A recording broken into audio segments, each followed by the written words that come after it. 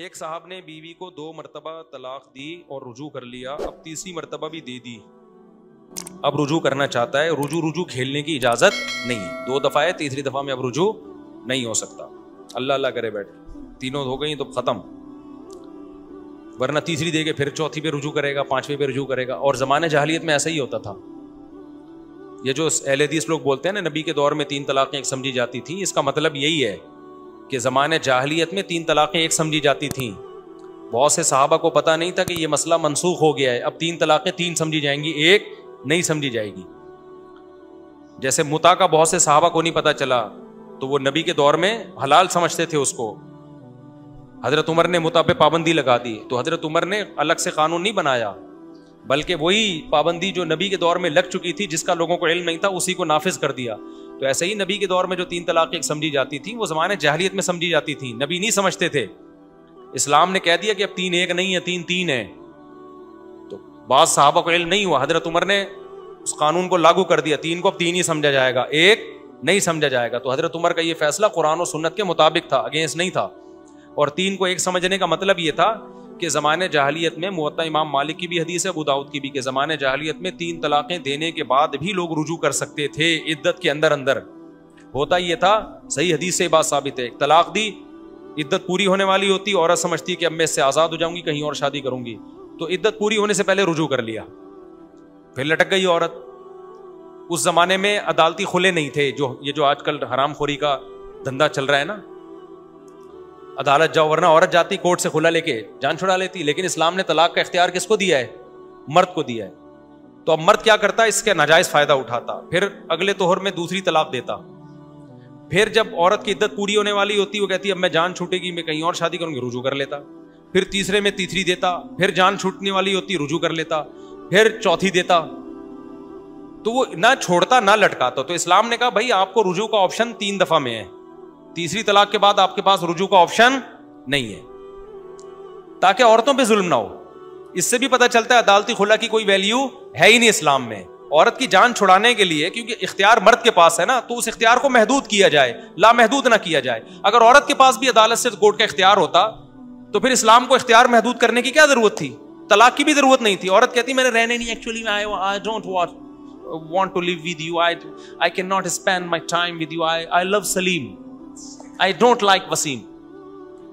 جیسے کہ آج کل ہو رہا ہے نا کورٹ میں، اور ہمارے بعض مذہبی اسکالرز جن کو قرآن و سنت کا کچھ بھی نہیں پتا، وہ اس عدالتی خلا کو کہہ رہے ہیں قرآن و سنت کے مطابق ہے۔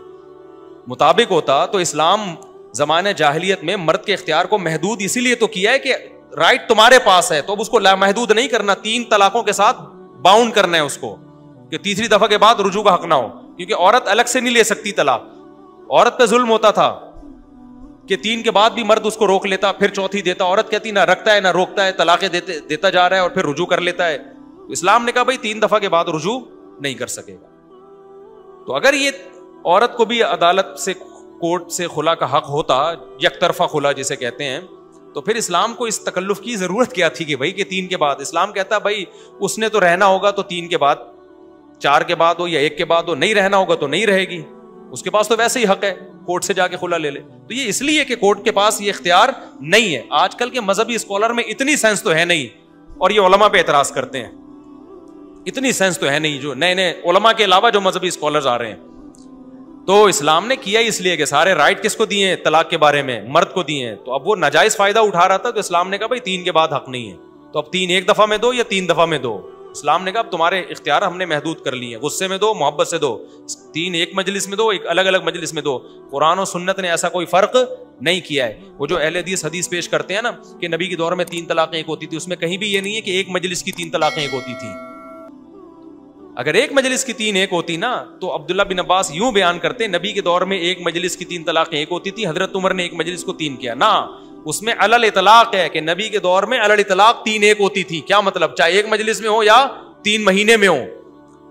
اور ایک ہونے کا مطلب 3 کے بعد بھی رجوع کا حق ہوتا تھا، جیسے 1 کے بعد رجوع کا حق ہوتا ہے۔ تو وہ 3 عملاً ایک ہی ہو گئی نا، کہ 1 کے بعد بھی رجوع کا حق ہے، 3 کے بعد بھی ایک رجوع کا حق ہے۔ تو 3 اور 1 میں کوئی فرق نہیں تھا، یہ مطلب ہے۔ حضرت عمر نے بولا یہ فرق تو قرآن نے کیا ہے، تو اب کریں گے ہم فرق۔ لوگ اس کا جو ہے وہ ناجائز فائدہ اٹھا رہے ہیں۔ تو حضرت عمر نے اس کو وہی نافذ کیا جو قرآن و سنت کا فیصلہ تھا. سمجھتے ہو کہ نہیں سمجھتے؟ تو اب 3 اکٹھی دو یا الگ الگ مجلسوں میں دو, 3 ہی ہوں گی وہ. اس میں اہل حدیث کا مذہب بالکل باطل ہے, اور کتنے لوگ تو اس چکر میں اہل حدیث بنے طلاقیں دے دے کے بیوی حلال کرنے کے لیے. یہ کس بیس پہ آپ مسلک چھوڑ رہے ہو بھائی؟ بیوی حلال کرنے کے لیے آپ نے مسلک چینج کر دیا, اس سے بڑی کوئی بغیرتی ہو سکتی ہے؟ تو اور خود اہل حدیث کے لیے بھی بیوی حلال نہیں ہوگی, کیونکہ اہل حدیث کا دعویٰ ہے ہم قرآن و سنت کو فالو کرتے ہیں. تو قرآن و سنت کی ان دلائل کا آپ کے پاس جواب نہیں ہے, آپ جان چھڑاتے ہو اس مسئلے میں. طلاق کے مسئلے میں کبھی کوئی اہل حدیث آپ کے ساتھ نہیں بیٹھے گا, بحث نہیں کرے گا. ان کو پتا ہے ہم اس مسئلے میں ہمارے پاس کخ بھی نہیں ہے. میرا تو تجربہ ہے نا, 20 دفعہ اہل حدیث بڑے بڑے علماء کو دعوت دی ہے. یار آپ کیوں لوگوں کو حلال کو حرام کو حلال کر رہے ہو یار؟ ایک عورت کو جس کو اللہ نے حرام کر دیا آپ کس بیس پہ حلال کر رہے ہو؟ کہتے ہیں قرآن حدیث میں. ہم کہتے ہیں آؤ ہمارے ساتھ بیٹھ کے بات کرو. نہیں, کبھی بھی اس مسئلے میں جیسے مرزا غلام احمد قادیانی کے جو فالوورز ہیں نا قادیانی, آپ ان سے اس پہ بات کرو کہ حضرت عیسیٰ حیات ہیں یا نہیں, وہ آئیں گے اس پہ بات کریں گے, کیونکہ اس میں وہ دلائل میں الجھاتے ہیں. حالانکہ دلائل اس میں ہمارے مضبوط ہیں اہل سنت کے کہ عیسیٰ علیہ السلام زندہ ہیں, لیکن عیسائی وہ نا قادیانی اس پہ الجھائے گا اس مسئلے میں. اس لیے الجھانے کے لیے وہ مناظرے کے لیے تیار ہو جائیں گے. وہ اس پہ بھی بات کرتے ہیں کہ مرزا غلام احمد قادیانی نبی تھا یا نہیں تھا, اس میں مناظرے کے لیے ایگری ہو جاتے ہیں. لیکن آپ کو پتا ہے اگر آپ کسی قادیانی سے اس پہ بحث کرو کہ مرزا غلام احمد شریف آدمی تھا یا نہیں تھا, قادیانی زہر کا پیالہ پی لے گا, اس ٹاپک پر بیٹھے گا نہیں آپ کے ساتھ. سمجھ رہے ہو نا؟ زہر کا, یہ تجربے کی بات کر رہا ہوں میں, زہر کا پیالہ پی لے گا, اس ٹاپک پر کبھی بھی نہیں آپ کے ساتھ بیٹھے گا وہ, کیونکہ اس کی کتابوں سے لگتا ہے کہ وہ شریف آدمی, کتابوں کے حوالوں سے پتا چلتا ہے وہ شریف آدمی نہیں تھا. تو ایسے ہی میرے بھائی اہل حدیث علماء کو ہم نے دیکھا ہے اس مسئلے میں نا, 3 طلاق کے مسئلے میں کوئی زہر کا پیالہ پی لیں گے, لیکن طلاق اس موضوع پر وہ کسی صحیح مستند عالم سے بات کرنے کے لیے تیار نہیں ہوں گے. وہ نہیں کہنا نہیں بھائی وہ تقلید آ جاؤ, رفع الیدین آ جاؤ, کیونکہ ان میں دلائل دونوں طرف ہیں اور پیچیدہ دلائل ہیں. رفع الیدین کا مسئلہ تو اختلافی ہے نا, اس میں دونوں طرف دلائل ہے. جو جب دونوں طرف دلائل ہوتے ہیں تو جو پیش کرنے والا ہے اس کے اسٹائل کو اور اس کی تیاری کو دیکھا جاتا ہے کہ وہ کس انداز سے پیش کر رہا ہے. اگر وہ انداز صحیح ہوگا تو مناظرہ جیت جائے گا, نہیں صحیح ہوگا تو ہار جائے گا. لیکن طلاق کے مسئلے میں تو کخ بھی نہیں ہے ان کے پاس, لہٰذا اس میں بڑی جان. میرے ایک دوست اہل حدیث ہیں, میں نے ان کو اپنا 3 طلاقوں والا نا, میں نے ویڈیو پوری دلائل کے ساتھ ریکارڈ کروائی, وہ کلپ بھیجا. میں نے کہا آپ بتاؤ اہل حدیث علماء کے پاس اس کا کیا جواب ہے, آپ بتاؤ نا, آپ تو خود اہل حدیث ہو, اپنے علماء سے پوچھو نا.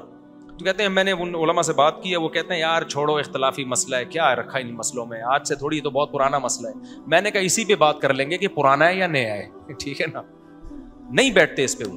اس لیے چاہے اہل حدیث اپنی بیوی کو 3 طلاقیں دے یا کوئی حنفی شافی دے, 3 طلاقوں کے بعد قرآن و سنت میں بہت واضح ہے میرے بھائی کہ بیوی حلال نہیں ہوگی. یہ اختلافی نہیں ہے, یہ حق کی مخالفت ہے.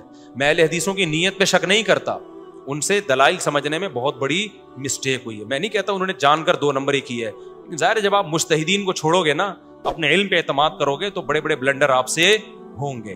آپ کی نیت اچھی ہوگی لیکن آپ سے غلطیاں بڑی بڑی ہوں گی. میں نیتوں پہ شک نہیں کرتا کہ وہ منجن بیچ رہے ہیں, دکان جیسے لوگ کرتے ہیں. نیت قرآن و سنت کو فالو کرنے کی ہوگی, لیکن اس میں ان سے بہت بڑی غلطی ہوئی.